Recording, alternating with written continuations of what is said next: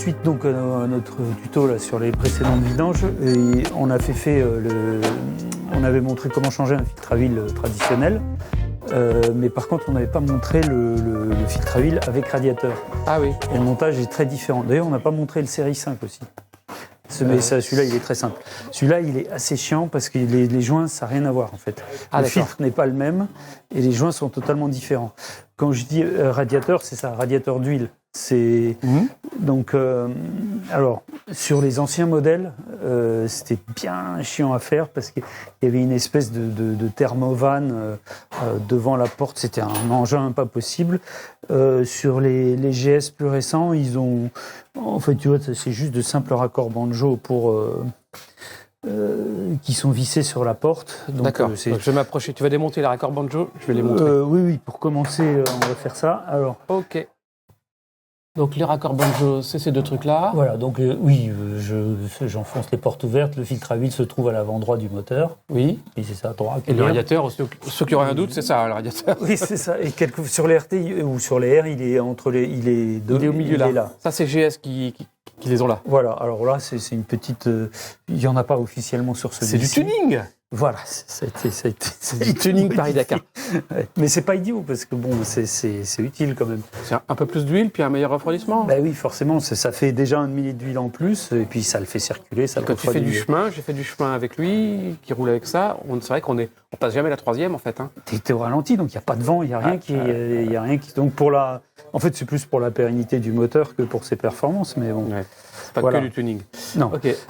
Donc petite subtilité pour cette moto, comme il y a un sabot et qu'il y a de l'huile, qui va couler, il faut soit tu démontes le sabot, soit tu mets de quoi éponger l'huile qui va tomber, parce que sinon le sabot te fait une très sympathique petite baignoire. Bon, le sabot est démonté, c'est pas très compliqué. Non, mais bon, si on peut éviter. J'ai des chiffons que nous faisons recycler, comme tu sais. Oui. Ça, c'est génial, ça. Enfin, recycler, laver. Après, je ne sais pas très bien ce qu'ils font de l'eau de lavage. Mais bon. Donc ça, c'est du... On a bonne conscience, mais on ne sait pas ce qu'ils font. Ça se trouve, ils les brûlent. Oui, c'est ça. Ils se chauffent avec l'huile qu'ils ont. Alors, il y a donc raccord banjo. C'est des raccords musiciens, comme chacun sait. Oui, c'est des raccords qui font de la musique. Voilà. Donc il y a des petits joints à garder qu'on peut garder. C'est assez étanche. Si on n'en a pas d'autres, on peut les remettre. D'accord. Ça fuit rarement. Évidemment, le radiateur a tendance à se vider quand on fait ça. Ouais, mais là apparemment, comme on s'en est pas servi depuis un moment, je pense que le radiateur s'est revidé dans le filtre parce que sur ce modèle, il n'y a pas de clapet, quoi. Ouais. Ok. Donc, je crois, je dis ça, mais... Donc, en tout cas, ce qui m'intéresse, là, c'est qu'on ne démonte pas la trappe de filtre à huile sans démonter les raccords banjo. Bah, tu peux, mais c'est sport. Ouais, c'est casse-couille. Donc, raccord banjo, très bien. Donc là, tu as mis des chiffons. Oui, j'ai mis des chiffons, ouais. Normalement, bon là, c'est une moto qu'on a démontée, on a changé joint de carter, etc. Donc, il n'y a pas d'huile qui a coulé. Mais normalement, le radiateur se vide. Donc, il faut prévoir un truc dessous. Il faut prévoir que ça fait quand même pas un bon godet d'huile qui descend. Oui, il y a un bon godet, ouais. D'accord. Oui, parce que là, évidemment, ça a l'air propre, mais en vrai, ça ne l'est pas. Alors ensuite, on enlève la trappe. Donc les 3 vis en triangle de la trappe. Voilà. Qui sont des vis de 10, c'est ça? Oui, clé de 10. Clé de 10, ok.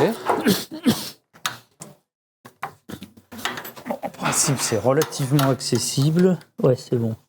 Bien. Hop. Si elles sont coincées, on les frappe? Oui, tu peux les frapper.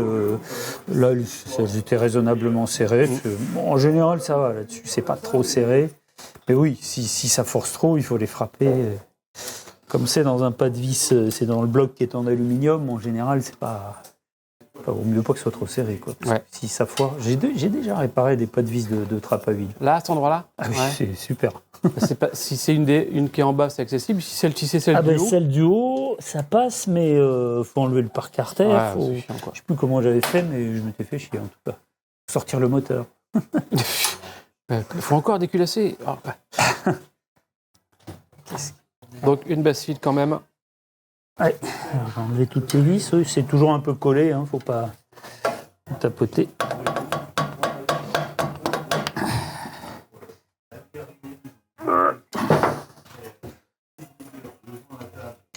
plus, là-dessus,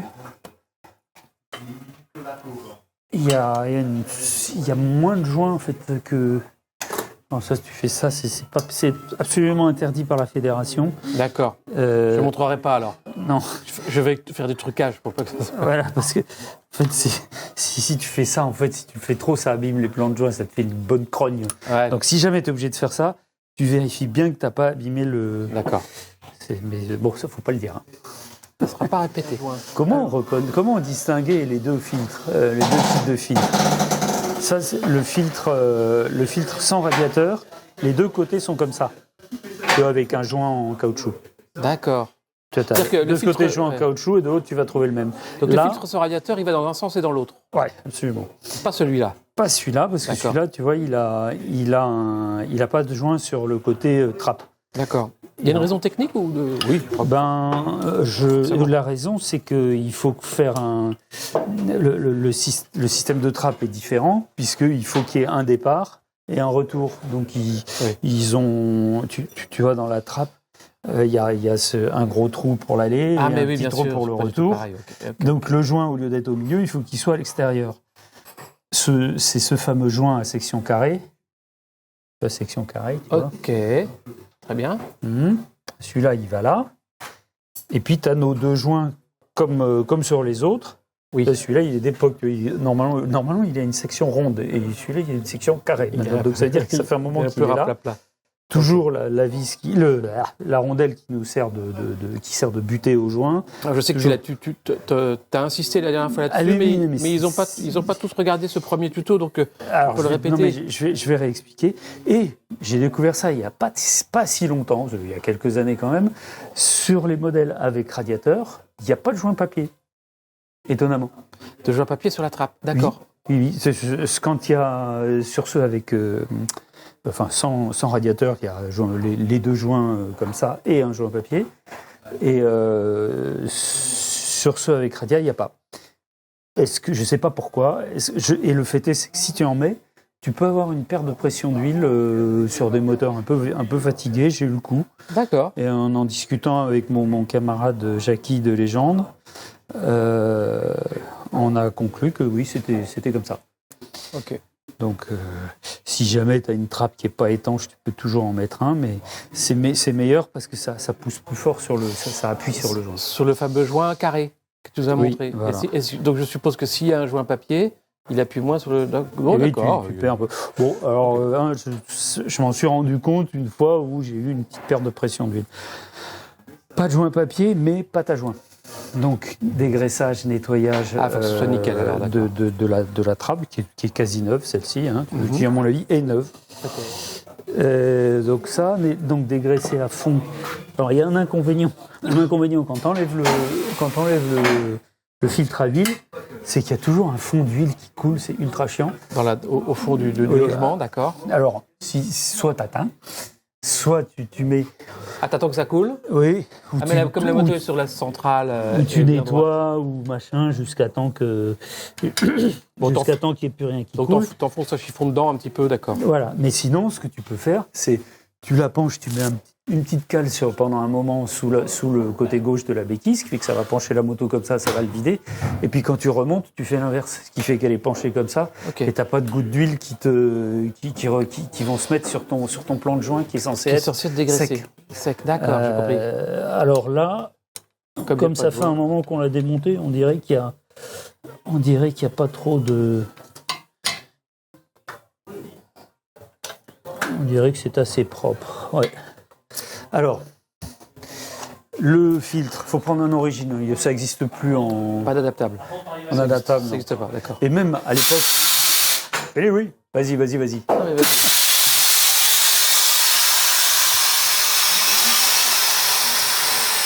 Arrête de soupirer, Rémi, c'est pas très motivant. Ils ont existé pendant un temps, les filtres à huile adaptables en deux parties, et avec et sans radiateur, mais maintenant, en adaptable, tu n'as plus que ça en une seule partie. D'accord. Et ça se trouve toujours puisque vous les vendez, donc... Oui. Mais alors, qu'est-ce qui est livré dans cette boîte ? Alors, dans cette boîte, tu as donc le filtre et le joint carré. Que nos amis trouveront toujours sur la boutique de l'atelier du Roule Toujours. Voilà, comme chacun sait. Maintenant. S'il n'est pas dans la boîte, il faut se plaindre au vendeur. Hein, c'est qu'il y a eu chaud. Ok. Voilà, il y a ça. Donc à ça se rajoutent les 2 joints. Qui ne sont pas dans la boîte que tu as commandé en plus, comment ça se passe? Oui, tu peux. Alors nous, on propose une sorte de kit où tu as les joints. En plus, tu vas avoir le joint de vidange et le joint de bouchon de remplissage dans le kit. Et là, en l'occurrence, vous ne glisserez pas le joint papier triangle. Voilà, et que les gens ne s'inquiètent pas, c'est fait exprès. Ok. S'inquiéteront pas parce qu'ils auront vu le tuto. Ben oui. Donc cette partie-là, la partie sans joint, vient côté trappe. C'est fait en Autriche quand même. Hein. Ah, made in Österreich. Österreich c'est le Landschluss. Donc il y a à garder les traces. Il y a un sens, évidemment. Il y a un sens de montage et comme tu dis, il y a bien un anti-con. Tu peux pas le monter dans l'autre sens parce que ça les petites papates là, elles viennent embuter sur le tuyau. Il y a un tuyau. Il y a un tuyau là-bas qu'on voit. Regarde, tu vois ce que je te disais sur l'huile, ça continue de couler. Ça continue à couler, donc. Cette vacherie, tiens. Tant pis, on va attendre demain. Tant pis. Ouais, c'est ça, je vais aller me coucher. Non, je vais mettre une petite cale. Ouais, on va faire ce que tu as dit. Petite cale. Attends, je vais t'aider à. Je vais t'aider peut-être à pousser la moto pour mettre la cale ou c'est bon? Non, ça va, normalement, je la fous par terre comme il faut. Hein. D'accord. Donc, je veux voir peut-être. Un coup de main. Voilà, attends, j'en ai pour 2 secondes. Hop. Parce que le problème, c'est que je veux pas abîmer ces rétros. Parce que normalement, je la mets en butée. Je la bascule comme ça? Je vais la basculer comme ça, ce qui fait que ça va tomber. Okay. Donc, je la tiens basculée comme ça. Voilà. Je la relâche? Ouais, normalement, ça tient là? Ouais. Vraiment, ça me donne l'impression qu'elle va tomber. Bah, elle a un air penché, en tout cas, oui. Non, ça va. Donc, ok. Je reprends les manettes. Donc ça, c'est pour que ça s'arrête de couler sur ton plan de joint qui est censé être sec, hein, c'est ça? Ouais. Pour que la pâte à joint fasse son effet. Ouais. Bien compris. La pâte à joint de couleur grise. Oui, qui est quand même beaucoup plus chic. Ça fait pas longtemps qu'on l'a celle-là. C'est bien chic, hein, regarde là, quand on a fait l'étanchéité, là, à l'embase, c'est propre et net. Si jamais tu dépasses, ça se voit pas. Ouais, c'est bien ça. Parce que la pâte à joint bleue, c'est quand même ignoble. Celui qui a inventé ça, c'était une farce au début, non? C'était un poisson d'avril au début. C'était une farce, tu sais, pour dire aux gens, vous êtes des amateurs. Parce que c'est celle que tu trouves chez Noroto à pas cher. Ouais. Bon, bah, c'est bien ça. C'est bien propre. Donc, anti-con, donc on le met dans ce sens-là. Voilà. Et toujours, oui, vérifier qu'il n'y a pas au fond, tu te souviens, là, on l'avait vu sur l'autre. Il faut jeter un œil au fond pour être sûr que qu'il n'y ait pas l'ancien joint. L'ancien joint. Bon, là, on a vu qu'il était dessus. Oui, il était. Je vais le filmer en gros plan. Là, il est dessus. La preuve, il est là. Ça va. Oui, mais ça m'est arrivé d'en sortir un, et puis il y en avait un vieux au fond qui était tout écrabouillé. Ah, donc ça vaut le coup de jeter un œil avec une petite lampe torche. Voilà, on ne sait jamais. D'accord. Parce que ça, c'est un coup à ce qu'il n'y ait plus de pression d'huile du tout. Ouais, ça, c'est grave. Ok. De toute façon, je recommande toujours, quand on a changé le filtre à huile, même des grands professionnels comme nous, il y a un témoin de pression d'huile, on fait démarrer la moto, on regarde qui s'éteint bien, on fait chauffer la moto, on regarde qui s'éteint bien à chaud. Parce que ce qui se passe, ça ne se voit pas forcément à froid, quand il y a une petite déperdition d'huile à ce niveau-là. Et puis c'est en roulant, quand l'huile est bien chaude et bien fluide, alors là, tu vois le petit témoin qui commence à scintiller, et là ça veut dire que tu as une pression d'huile que je qualifierais d'incomplète. Okay. Comme on va monter à la pâte le couvercle, ces joints, sur le précédent tuto, on les avait bloqués, pour qu'ils restent en place, on les a bloqués avec de la graisse. Bon, la graisse va couler sur le plan de joint, etc. Donc, on va mettre un petit peu de pâte pour les maintenir en place. Okay. Donc, c'est joints métalliques au fond de la petite gorge? Oui, c'est vrai que l'erreur que je vois très souvent, les gens ne savent jamais très bien quoi faire de ça. Ça vient en premier, ça vient s'appuyer sur la sorte de tuyau. Ouais, ok. Ça vient s'appuyer là. Le Kodak. Et ça sert d'appui à ce joint-là. Tu vois? Ce joint-là, il va venir ici. S'il n'y avait pas ces tuyaux-là. Voilà. Ça va venir comme ça. Ok. Bon, évidemment... Là, ça tient, là. Oui, mais en manipulant la porte, ils peuvent se mettre de travers. Okay. Enfin, donc là, tu mets un petit chouïade. Donc il a... Un petit chouïade passe, parce qu'en manipulant le truc, t'as vite fait en manipulant la trappe, t'as vite fait... J'ai l'impression qu'il est vide, mon truc. Ouais, il n'y a plus grand-chose, on dirait. Hop. Ok, juste pour le maintenir en place, pas trop, pour que ça dégueule de partout. Lui, tu le mets comme ça, là. Là, il est collé par la patte. Ok. Ensuite, le joint carré, tu vas le mettre dans la trappe. Alors, rien ne t'empêche de mettre un tout petit peu, c'est pareil. On met vraiment très légèrement. Comme ça, tu vois, c'est vraiment juste pour le maintenir en place. C'est lequel le neuf? C'est celui-là? Ouais, c'est celui-là. Oui. Parce que lui, c'est pareil, il va vouloir aller se promener quand tu vas remettre le truc. Et après, bah, tu mets un petit peu de pâte. Alors, quelle quantité, là, ça nous intéresse de savoir. Tu mets une livre. Une livre. Tu mets une livre de beurre. Il m'en reste un peu, je vous mets tout. Il y en a un peu plus, je vous le laisse. Comme chez le boucher. Mais alors, t'en mets... tu mets un petit film, tu vois, vraiment. En fait, que tu essuies avec ton doigt. Voilà, ça, c'est ce qu'il y a de mieux. Voilà. Un film léger. De toute façon, quand t'as faim, c'est la blague, donc, c'est de remettre ça sans le plus précisément possible, sans que les joints bougent. Bon, alors vas-y. Voilà, là on voit bien. Là tu vois tout. Donc c'est normal que ça force un peu. Hein, ça, à cause du joint. Ça pousse sur les joints. Officiellement, bon, j'espère que j'ai pas fait de bêtises. Tu mets les vis en place. Ok.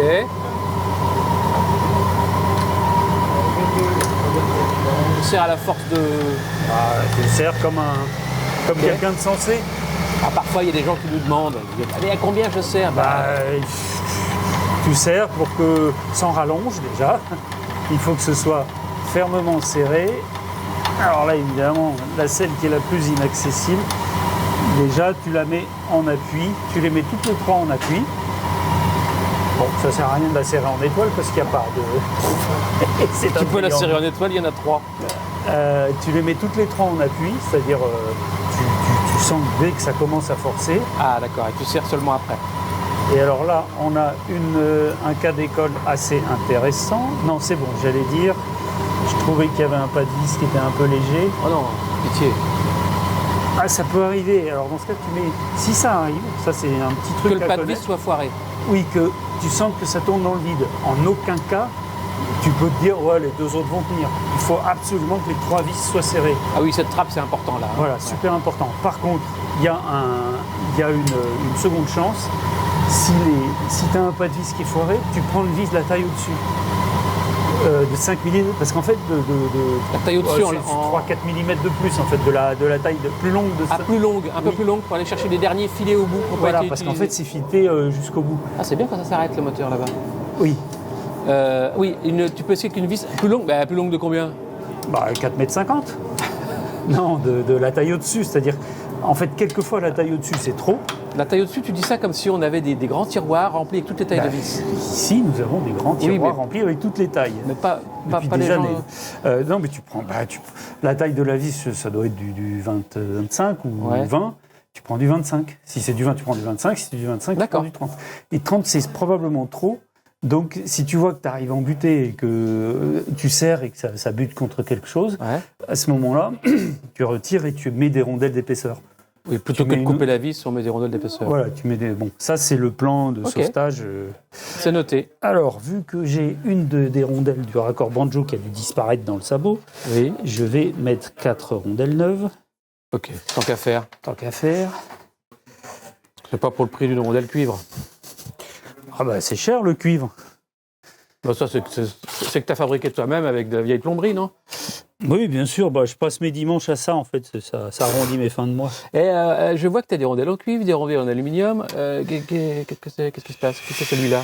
C'est toutes les rondelles possibles et imaginables qui vont sur BM. Et certaines sont en cuivre, d'autres sont en aluminium. Je ne sais pas trop pourquoi. Je pense que c'est Pas en fonction du sens du vent, probablement. Ah, oui. Non, le cuivre est plus résistant, enfin, est plus costaud que l'aluminium.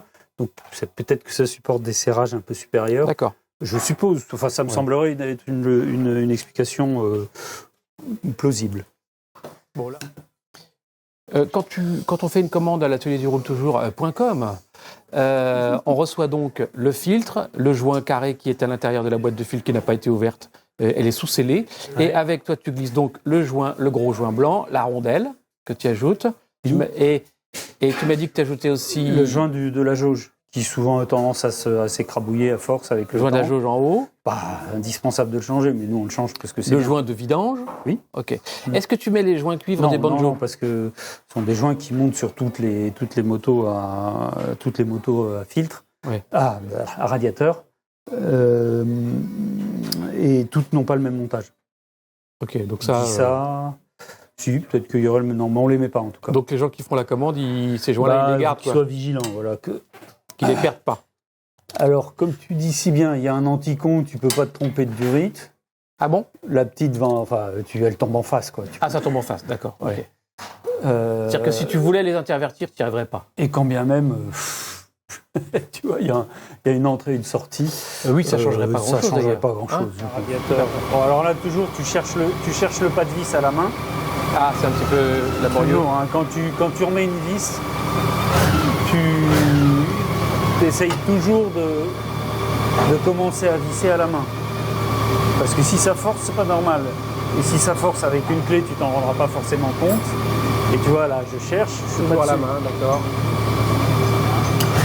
Je dis, tu n'oublies pas de retirer les chiffons, c'est ça que tu disais? Oui, oui, parce qu'alors... Si tu laisses le chiffon huileux coincé contre le collecteur, ça risque de faire des...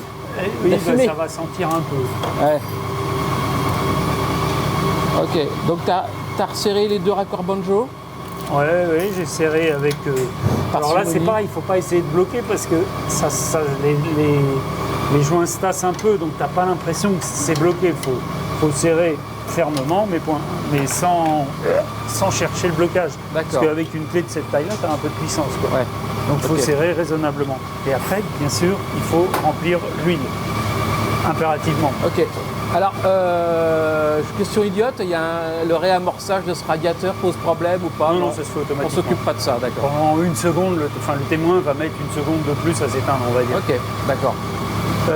Donc là, et une fois que tu as rempli, comme sur l'autre, tu fais tourner la moto, tu la laisses chauffer et tu vérifies, tu t'assures bien que le témoin d'huile s'allume dès que le moteur tourne et qu'il ne s'allume plus jamais après.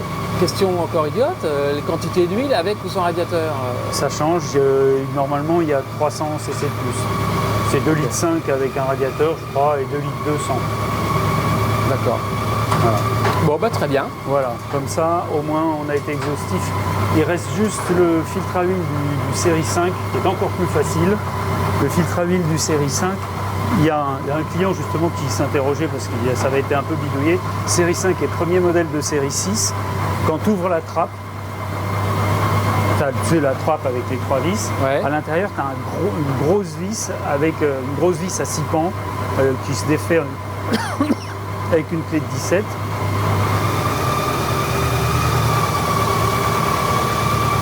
Donc tu mets l'huile dans le trou de l'huile. Dans le trou à huile. Et alors comme anti-compte, tu te souviens que systématiquement, avant de faire du vidange, j'enlève le bouchon de remplissage. Ouais. C'est chose faite, c'est pour ça que comme tu peux constater, le trou, je suis arrivé, le trou était ouvert. Voilà. Et évidemment, il ne faut pas qu'il y ait un oiseau qui niche là-dedans pendant qu'on le fait. Et tu ne rebouches que si tu es sûr que tu as bien fait. Voilà, comme ça, tu es certain, si jamais, pour une raison ou pour une autre, tu es obligé de mettre la moto dans un coin ou on te dérange pour un truc, que tu démarres pas une moto sans huile. Donc là, tu m'as dit, tu mets combien là du coup? J'ai mis 2,5 litres. 2,5 litres. Bon, donc tu mets tes litrons d'huile là-dedans. Et ensuite, tu disais, on démarre la moto et on surveille le voyant de pression d'huile. Oui. Enfin, déjà, on surveille qu'il s'éteigne. Et puis ensuite. Ouais. Faut pas dire des trucs comme ça. Si c'est ici que ça va se passer, en fait. Alors, je monte. Elle a tourné récemment? Non. Non, elle est fluide. Elle est fluide. Donc, voici le témoin d'huile. On va démarrer, il va s'éteindre en quelques secondes en principe. S'il ne s'éteint pas, c'est grave.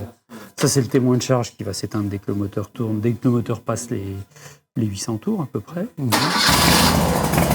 vois, hop, t'as vu, ça a mis beaucoup plus longtemps que d'habitude. D'accord. Normalement, c'est instantané et là... C'est quasi instantané. Ok, mais ça va, donc très bien. Donc là, ça veut dire que le circuit est réamorcé. Bon, on va passer. Oh, quelle merveille. Ah, elle tourne comme une horloge. Le circuit est amorcé. On peut donc contrôler... Le CP est amorcé. Le circuit. Le circuit d'huile est Pardon, amorcé. ok, oui. Oui, je sais, j'articule pas, mais bon. Non, mais voilà. Et là, tout de suite, tu surveilles ton niveau, c'est ça? Oui, on sait qu'on est à peu près bien. D'accord. C'est juste pour être certain qu'il n'y a pas eu une connerie. Et donc, niveau, on le répète? Jauge posée, pas vissée. Oui. Moto à plat, évidemment. Bien sûr, ok. Pas sur une pente comme ça, ni sur une pente comme ça, ni comme ça, ni comme ça. Ouais. Ni sur la latérale. Et regarde, surprise, on est au niveau max. Tu vois, c'est pas très bon. Là, on voit. Si, on voit. Si, tu vois Le reflet. On est au niveau max? Oui, c'est un peu. Bon, après, en tournant un peu plus. Tu dis que c'est pas très bien, pourquoi? J'ai mis 2,5 litres, c'était peut-être 2,4 litres qu'il fallait mettre. L'idéal, c'est d'être aux 3/4. Oui, donc l'idéal, c'est pas être au maximum. Un peu moins que ce qui est préconisé et affiné. D'accord. Mais donc le niveau idéal, c'est pas max. C'est 3/4. 3/4 de la jauge. C'est l'idéal, que ça crée comme ça évite un peu une surpression d'huile dans le moteur. Surpression d'air. Intérêt. C'est une surpression dans le moteur. Dans le moteur. Non, dans le moteur. Donc là, on a monté sur le pont en série 5 parce que c'est un autre type de trappe. Pourquoi elle est toute démontée, celle-ci? Eh bien, il a tout cassé. Manque d'huile. Manque d'huile. Et il a coulé une bielle. Je suis très fort, mais normalement, ça fait clac-clac. Clac-clac. Ok, coulé une bielle. Et il suffit pas de changer les coussinets, là?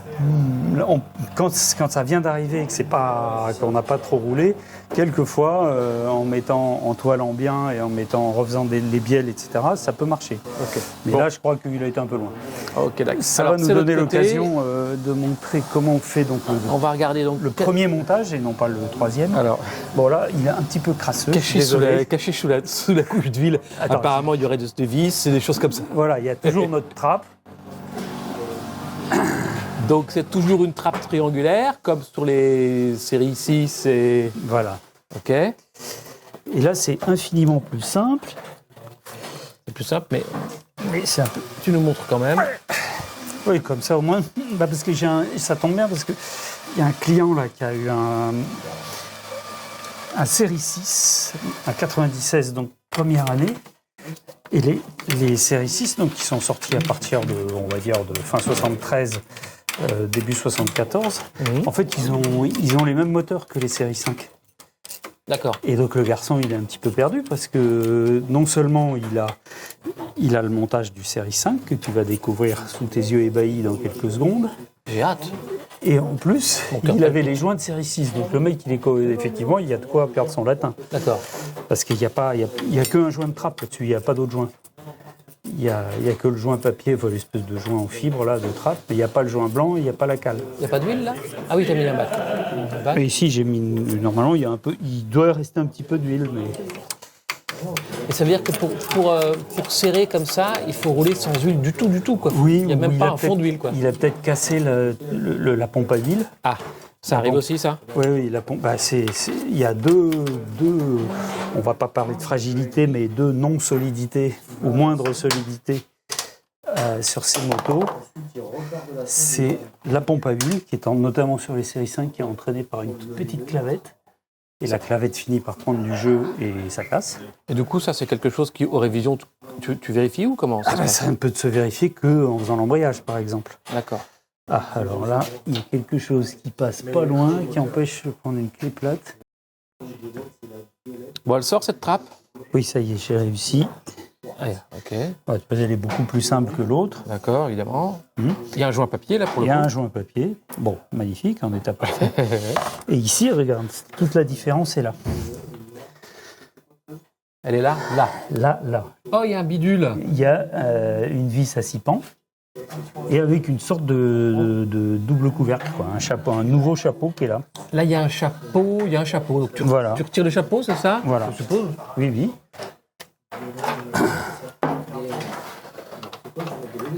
Avec une clé de combien? C'est 17, je crois. 17, j'aime bien les chiffres.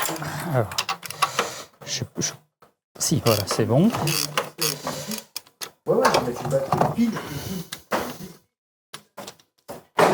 C'est bien, comme ça, on aura vu les 3 systèmes. Ouais. Voilà. Un simple Le chapeau. Couvert. Avec une vis.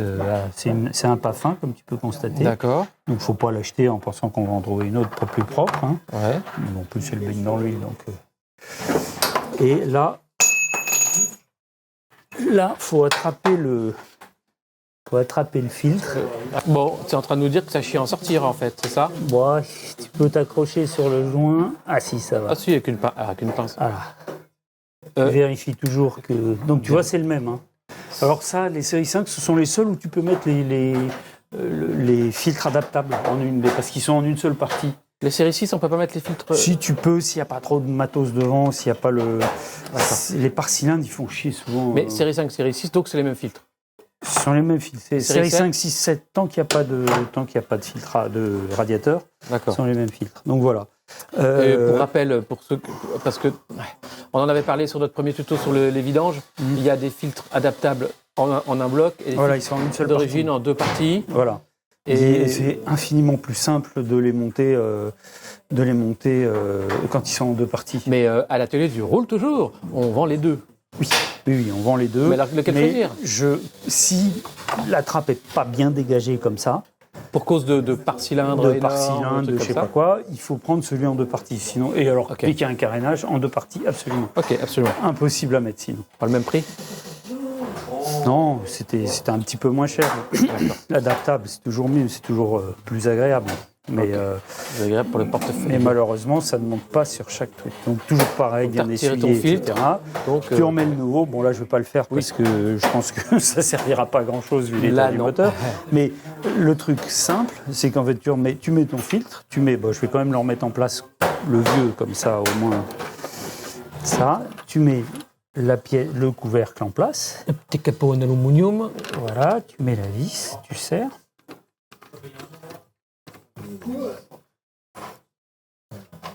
Je vais le serrer comme ça, si jamais on s'en occupe pas tout de suite, qu'on se dise pas « Ah bah ça y est, je sais pourquoi ça a cassé, c'est que c'était pas serré. » Non. Ok. Là, je le serre bien. Ça se serre. C'est un pas fin, donc ça c'est assez costaud. Tu remets le capot avec un joint papier neuf. Voilà. Je vais te montrer que la gueule qu'il a un peu moins sale. Alors là, il faut essayer de ne pas les casser ni quoi que ce soit. C'est couvert parce que je crois qu'on ne peut plus les avoir. Ils sont plus dispo chez BM.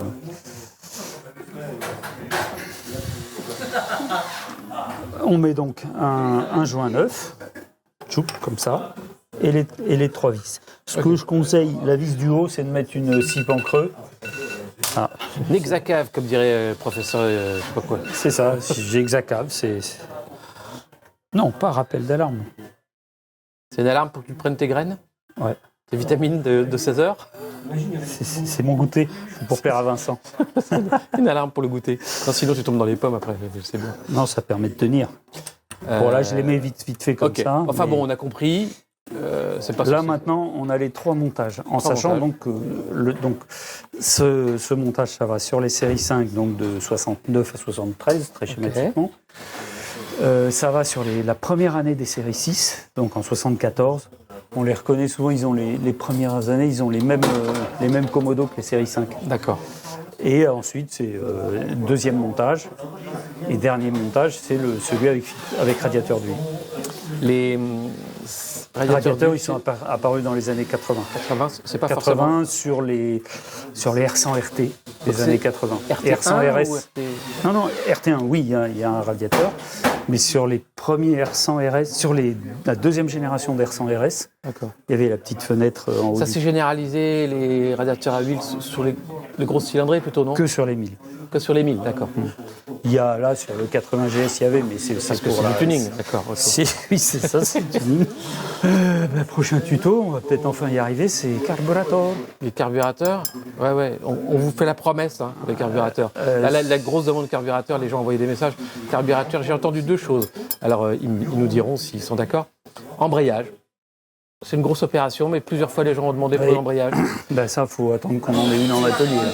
Et les carburateurs, ils attendent avec impatience. Les gens attendent parce que... On va le faire cette semaine. Leurs motos sont démontées et ils t'attendent pour remonter leur moto. Hein. Donc, ils attendent synchro. C'est l'hiver, il y a que des gens comme nous pour rouler l'hiver. Et je ferai le bilan des questions qui nous sont posées. Il y a 2-3 autres petites choses. La synchro pour les débiles, il y en a un qui m'a dit faites-nous la synchro pour les débiles, ce serait bien. C'est très simple, ça je peux le montrer. Ah, tu sais faire des débiles. Oui, ça j'y arrive très bien aussi. Mais oui, il y a moyen de faire une synchro vite fait sur le gaz et que ce soit pas trop mal. Et que tu puisses rouler avec. Oui, voilà quoi. Ok, Deck. Bon, bonne route les gars, à bientôt.